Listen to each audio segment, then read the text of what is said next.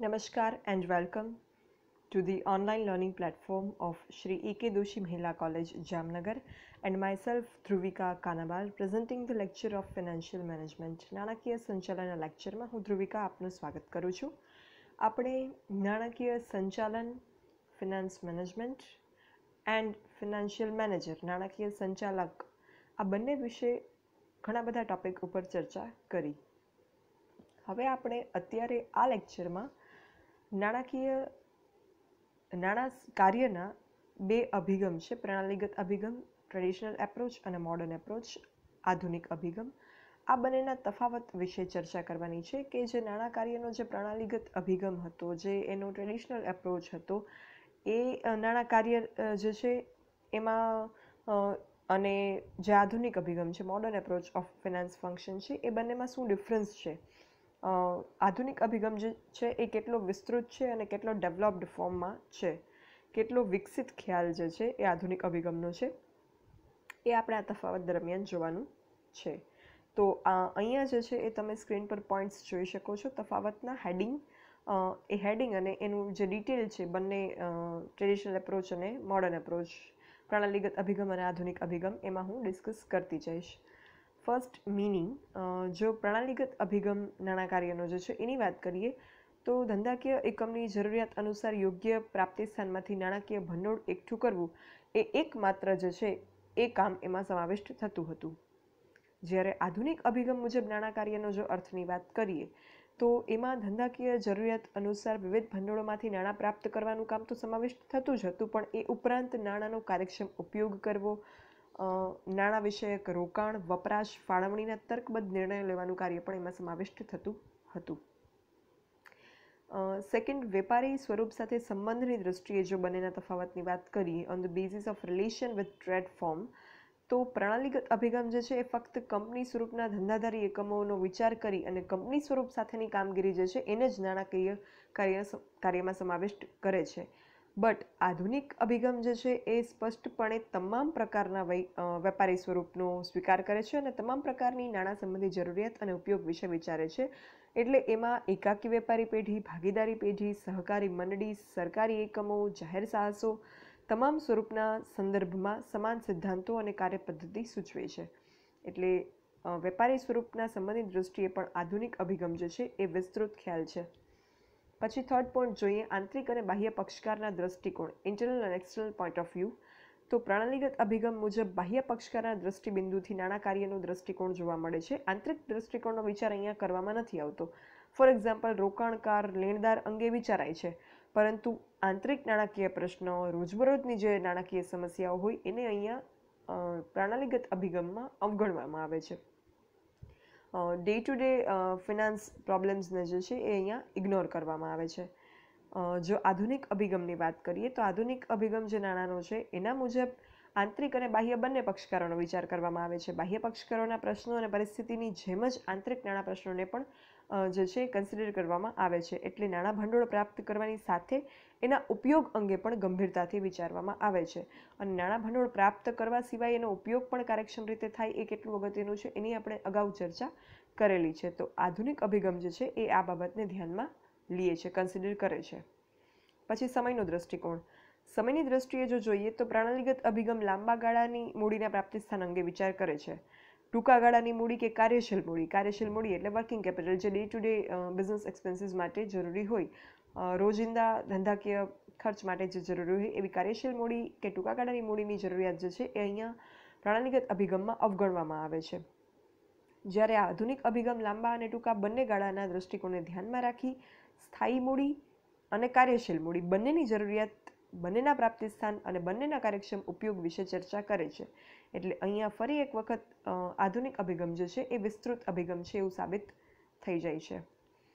પછી અભિગમની જો વાત કરીએ, અપ્રોચ, તો પ્રણાલીગત અભિગમ જે છે નાણાં કાર્યનો એ ઘટનાના સંદર્ભમાં વિચારે છે. ઘટનાના સંદર્ભમાં માને કંપનીની સ્થાપના થવી, કંપનીની પુનઃરચના થવી કે કંપનીનું વિસર્જન થવું, કંપનીનું એસ્ટાબ્લિશમેન્ટ, રિકન્સ્ટ્રક્શન ઓર લિક્વિડેશન કે વાઇન્ડિંગ અપ. તો આ જે ઇવેન્ટ્સ છે, આ જે મેજર ઇવેન્ટ્સ છે, કંપનીની મહત્ત્વની ઘટનાઓ છે, આ બધા સમયની ઘટનાઓની નાણાકીય જરૂરિયાતને સંતોષવા, નાણાં ઊભા કરવા, એ જ નાણાં નાણાકીય કાર્યમાં સમાવિષ્ટ થાય, બીજું કંઈ નાણાં કાર્ય છે જ નહીં. એ રીતે જે છે એ આ પ્રણાલીગત અભિગમમાં વિચારવામાં આવે છે. બટ જે આધુનિક અભિગમ છે એ સર્વગ્રાહી દ્રષ્ટિકોણ ધરાવે છે. આધુનિક અભિગમ જે છે એ એક ઓવરઓલ વ્યૂ પોઈન્ટથી વિચારે છે કે જેમાં સંચાલનની મહત્વની ઘટનાઓ ઉપરાંત નાણાકીય જરૂરિયાત ઉપરાંત રોજબરોજની જે કાર્યલક્ષી જરૂરિયાત હોય એના અંગે પણ વિચારાય છે. એટલે એવું નથી કે કંપનીની માત્ર સ્થાપના થાય, એસ્ટાબ્લિશમેન્ટ થાય કે પછી એનું રિકન્સ્ટ્રક્શન કે વાઇન્ડિંગ અપ થાય, પુનર્રચના કે વિસર્જન થાય ત્યારે જ નાણાંની જરૂર પડે કે ત્યારે જ જે છે એ નાણાં કાર્ય કરવું પડે. બટ એ તો મેજર ઇવેન્ટ્સ છે અને એ જે છે એ રેર કેસીસ છે, રેર ઇન્સિડન્ટ્સ છે. એ સિવાય જે રૂટીન કામ છે, કંપનીનું જે કાર્યલક્ષી જરૂરિયાત છે એના અંગે વિચારવું ખાસ અગત્યનું છે. એ સંતોષવા વ્યવસ્થિત આયોજન કરવું જે છે એ અહીંયા આધુનિક અભિગમમાં નાણાં કાર્યના વિચારવામાં આવે છે. એના પછી જો વિશ્લેષણાત્મકની દ્રષ્ટિએ તફાવત જોઈએ, વિશ્લેષણાત્મકતાની દ્રષ્ટિએ એનાલિટિકલ વ્યૂ પોઈન્ટથી જો ડિફરન્સ જોઈએ તો પ્રણાલીગત અભિગમ જે છે એ વર્ણનાત્મક અને કાયદાકીય બાબતો અંગે વિચારે છે, ડિસ્ક્રિપ્ટિવ અને લીગલ મેટર્સ જે છે એના અંગે વિચારે છે.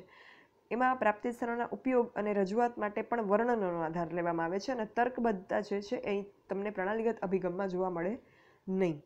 એટલે લોજિકલ પોઈન્ટ જે છે એ અહીંયા જોવા મળતો નથી પ્રણાલીગત અભિગમમાં. જ્યારે આધુનિક અભિગમ જે છે એ વિશ્લેષણાત્મકતા બાબત પર ભાર મૂકે છે. એમાં રોકાણનું, પ્રાપ્તિ સ્થાનોનો સમય, નાણાકીય મુખ્ય ખર્ચ વગેરે દ્રષ્ટિબિંદુથી તર્કબદ્ધ ગાણિતિક વિશ્લેષણ કરીને નિર્ણય લેવાય છે. એટલે અહીંયા વૈજ્ઞાનિક દ્રષ્ટિબિંદુ જોવા મળે મોડર્ન અપ્રોચમાં. એટલે મોડર્ન અપ્રોચ જે છે એ સાયન્ટિફિક વ્યૂ પોઈન્ટથી અને લોજિકલ વ્યૂ પોઈન્ટથી કામ કરે છે. નાણાં કાર્ય ફંક્શન, ફિનાન્સ ફંક્શન જે છે એ કરે છે. પછી સ્વીકારની દ્રષ્ટિએ એક્સેપ્ટન્સ જે છે એ બિઝનેસ યુનિટ્સમાં કે કંપની કલ્ચરમાં કે ઇકોનોમીમાં કે ફિનાન્સ ફિલ્ડમાં કયા અપ્રોચનું એક્સેપ્ટન્સ જે છે થયું છે એની દ્રષ્ટિએ બંનેનો તફાવત જોઈએ તો પ્રણાલીગત અભિગમ જે છે ટ્રેડિશનલ એપ્રોચ એ નાણાંના પ્રાપ્તિ અંગેના કાર્યને જ નાણાં કાર્યમાં સમાવે છે. એ સિવાય નિર્ણયકરણ, આયોજન, ઉપયોગ, અંકુશ એનો વિચાર પ્રણાલીગત અભિગમમાં થતો નથી. એટલે પ્રણાલીગત અભિગમ જે છે એ સંકુચિત છે અને પ્રેક્ટિકલ કંઈક અંશે જે છે એમાં પ્રેક્ટિકાલિટી જોવા મળતી નથી. એટલે આ એપ્રોચ જે છે એ એક્સેપ્ટેબલ નથી, સ્વીકાર્ય નથી, સ્વીકારવામાં આવતો નથી. જ્યારે એકચ્યુઅલમાં ફિનાન્સ ફંક્શન અંડરટેક કરવામાં આવે ત્યારે આ એપ્રોચ જે છે એને સ્વીકારવામાં નથી આવતો. જ્યારે આધુનિક અભિગમ જે છે, મોડર્ન એપ્રોચ છે, એ નાણાં પ્રાપ્તિ કરવી એ ઉપરાંત એનો ઉપયોગ, આયોજન, નિર્ણયકરણ, અંકુશ આ બધી બાબતો શું છે, એમાં શું કરવાનું હોય એની ચર્ચા આપણે અગાઉ કરી લીધી છે. એટલે એ હું તમને એમાં અત્યારે ડીપમાં જે છે એ કહેતી નથી. જો તમને છતાં પણ એ વસ્તુ ન આવતી હોય દિમાગમાં તો તમે આગલા વિડીયોઝને રિફર કરજો. આધુનિક અભિગમ જે છે નાણાં પ્રાપ્તિ ઉપરાંત એનો ઉપયોગ, આયોજન, નિર્ણયકરણ, અંકુશ, સમયલક્ષી જરૂરિયાત, વિશ્લેષણાત્મક વલણ આ બધી જ બાબતો જે છે એને કન્સિડર કરે છે. એટલે આ અભિગમ જે છે, મોડર્ન એપ્રોચ જે છે એ સર્વત્ર સ્વીકાર્ય છે, યુનિવર્સલી એક્સેપ્ટેબલ છે. તો સ્વીકારની દ્રષ્ટિએ પણ આધુનિક અભિગમ જે છે એ ફરી એક વખત અહીંયા ચડિયાતો સાબિત થાય છે. પછી નિષ્ણાંત જ્ઞાનની દ્રષ્ટિએ એક્સપર્ટ નોલેજના બેઝિસ ઉપર જો વાત કરીએ બંને એપ્રોચના તફાવતની તો પ્રણાલીગત અભિગમ જે છે એમાં માત્ર નાણાંની પ્રાપ્તિ અંગેનું જ કાર્ય કરવામાં આવે છે. એ પણ ઇન ધ મેજર ઇવેન્ટ્સ જેમ કે કંપનીની સ્થાપના, પુનર્રચના કે વિસર્જન, એસ્ટાબ્લિશમેન્ટ, રિકન્સ્ટ્રક્શન ઓર વાઇન્ડિંગ અપ. એટલે અહીંયા માત્ર નાણાંની પ્રાપ્તિનો વિચાર કરવામાં આવતો હોવાથી નાણાં કાર્ય માટે કોઈ નિષ્ણાત જ્ઞાનની આવશ્યકતા છે જ નહીં. બટ આધુનિક અભિગમ જે છે, મોડર્ન એપ્રોચ છે, એ વિશાળ દ્રષ્ટિકોણ છે. એ જે છે એનો સ્કોપ વાઇડર છે, બ્રોડ વ્યૂ પોઈન્ટ છે એનો. એટલે એમાં વિશ્લેષણાત્મક માહિતીસભર અભિગમ આ જે છે મોડર્ન એપ્રોચ એ ધરાવે છે. એમાં એનાલિટિકલ ટેન્ડન્સી જોવા મળે. એમાં નાણાં કાર્યો માટે નિષ્ણાત જ્ઞાનની જરૂરિયાત પણ ઊભી થાય છે. એટલે આધુનિક અભિગમ જે છે એણે એક્સપર્ટ નોલેજ જે છે એની વ્યવસ્થાને સ્વીકારી છે. પછી વ્યવહારિકતાની દૃષ્ટિએ, પ્રેક્ટિકાલિટીની દૃષ્ટિએ જો વાત કરીએ તો પ્રણાલીગત અભિગમ આપણે જોયું એમ સંકુચિત ખ્યાલ રજૂ કરે છે અને એમાં જડ વલણ વધુ છે અને વ્યવહારુ અભિગમ જે છે એમાં જોવા મળતો નથી. એટલે પ્રેક્ટિકલ ઇમ્પ્લિમેન્ટેશનમાં આ અપ્રોચ જે છે એ સક્સેસફુલ સાબિત ન થાય. જ્યારે આધુનિક અભિગમ છે, મોડર્ન એપ્રોચની જો વાત કરીએ તો એ વ્યવહારુ છે, પ્રેક્ટિકલ છે. એમાં જે છે એ આંતરબાહ્ય પાસાઓની જરૂરિયાતને ધ્યાનમાં રાખવામાં આવે છે. Finance requirement, convenience of internal external aspects જે છે એને કન્સિડર કરવામાં આવે છે. એટલે આ જે છે એ વિશ્લેષણાત્મક દ્રષ્ટિથી એનાલિટિકલ વ્યૂ પોઈન્ટથી અહીંયા નિર્ણય લેવામાં આવતો હોવાથી પ્રેક્ટિકલ વધારે છે મોડર્ન એપ્રોચ. અને 10th પોઈન્ટ, નાણાં સંચાલકનું મહત્વ, ઇમ્પોર્ટન્સ ઓફ ફિનાન્સ મેનેજર. પ્રણાલીગત અભિગમમાં આપણે જોયું કે નિષ્ણાત જ્ઞાનની જરૂર પડતી નથી, એટલે બાય ડિફોલ્ટ અહીંયા નાણાકીય સંચાલકનું કોઈ વિશિષ્ટ મહત્વ કે સ્થાન નથી, એટલે નાણાં કાર્યનું જે કાર્યક્ષેત્ર છે એ મર્યાદિત છે.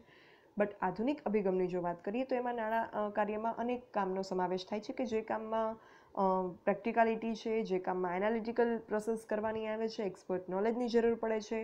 એટલે આધુનિક અભિગમ મુજબ જે છે નાણાકીય સંચાલકે અનેક કાર્ય કરવાના રહે છે કે જેનાથી નાણાકીય સંચાલનનું કાર્ય જે છે સક્સેસફુલી થઈ શકે. અને નાણાકીય સંચાલક જે છે એ મોડર્ન એપ્રોચ મુજબ ઉચ્ચ સંચાલકની ટીમના જ એક મેમ્બર માનવામાં આવે છે. ટોપ લેવલ ઓથોરિટી જે હોય, ઉચ્ચ સંચાલકની સપાટી હોય, એ ટીમના મેમ્બર એને માનવામાં આવે છે. જેમ બાકીના વિભાગો હોય કોઈ પણ એકમમાં, ધંધાકીય એકમમાં, બિઝનેસ યુનિટમાં, કંપનીમાં, જેમ ઉત્પાદન વિભાગ હોય એના મેનેજર, પ્રોડક્શન મેનેજર હોય, સેલ્સ વિભાગ હોય તો સેલ્સ મેનેજર એના હેડ હોય, પર્સોનલ ડિપાર્ટમેન્ટ કર્મચારી વિભાગ હોય તો પર્સોનલ મેનેજર એના હેડ હોય, માર્કેટિંગ ડિપાર્ટમેન્ટ હોય, માર્કેટિંગ મેનેજર એના હેડ હોય. સેમ વે ફિનાન્સ ડિપાર્ટમેન્ટના હેડ ફિનાન્સ મેનેજર હશે કે જે ઉચ્ચ સંચાલકની ટીમના એક મેમ્બર હશે, સભ્ય હશે. એટલે એનું સ્થાન જે છે એ આધુનિક અભિગમમાં મહત્વનું માનવામાં આવે છે, ઇમ્પોર્ટન્ટ અને સ્ટ્રેટેજિક માનવામાં આવે છે. તો આ રીતે આપણે જોઈ શકીએ કે જે ફિનાન્સ ફંક્શનનો ટ્રેડિશનલ એપ્રોચ છે અને જે મોડર્ન એપ્રોચ છે એ બંનેમાં ડિફરન્ટ વ્યૂ પોઈન્ટથી શું તફાવત છે અને કઈ રીતે જે ટ્રેડિશનલ એપ્રોચ છે એ બહુ જ સંકુચિત ખ્યાલ ધરાવે છે કે એમાં માત્ર નાણાં ભંડોળની પ્રાપ્તિનો જ કાર્યનો સમાવેશ થાય છે.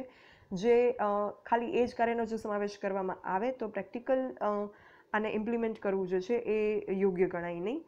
નાણાં ભંડોળની પ્રાપ્તિ ઉપરાંત એનો ઉપયોગ કાર્યક્ષમ રીતે કરવો, એના પર અંકુશ રાખવો, એનું વિશ્લેષણાત્મક ઉપયોગ કરવો, એને પ્રેક્ટિકલ ઇમ્પ્લિમેન્ટેશન એનું શક્ય હોય એ પ્રકારે જે છે એ કામગીરી કરવી, એ બધી જ બાબત ઇક્વલી ઇમ્પોર્ટન્ટ છે બિસાઇડ્સ એક્વાયરિંગ ફિનાન્સ, નાણાં ભંડોળની પ્રાપ્તિ સહિત. એટલે એ એપ્રોચ જે ટ્રેડિશનલ એપ્રોચ છે એ બાબતને સ્વીકારતો નથી, જ્યારે મોડર્ન એપ્રોચ જે છે એ આ નાણાં કાર્યની, નાણાં ભંડોળની પ્રાપ્તિ, એક્વાયરિંગ ઓફ ફિનાન્સ સિવાયની જે બાકીની અગત્યની બાબતો છે એને પણ સ્વીકારે છે.